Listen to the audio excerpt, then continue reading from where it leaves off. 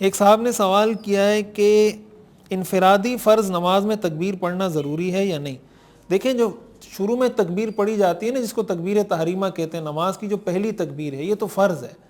وہ امام کے لیے بھی فرض ہے، وہ مقتدی کے لیے بھی فرض ہے، وہ اگر کوئی شخص اکیلے نماز پڑھ رہا ہے اس کے لیے بھی فرض ہے. سب کے لیے فرض ہے نماز کی پہلی تکبیر، جس سے نماز کا آغاز ہوتا ہے.